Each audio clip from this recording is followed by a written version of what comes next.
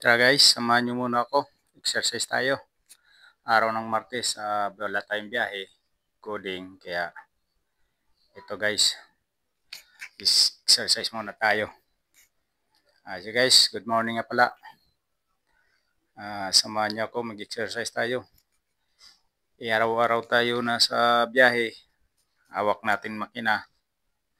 Kaya kailangan natin mag-exercise sa katawan. Papawis para matanggal yung mga cholesterol sa katawan natin. Tara guys, ito ginagawa ko para lang to sa ating kalusugan, para maging healthy tayo at kondisyon ng ating katawan. Kailangan natin ng exercise kahit sa isang linggo, isang bisis lang, okay na yun. Basta nakapag-exercise tayo guys. Kahit anong gawin natin, basta pawisan lang. Maunat lang yung mga muscles natin, yung mga ugat natin. Para medyo ayos naman yung ating katawan. Hindi tayo mapalapit sa mga sakit.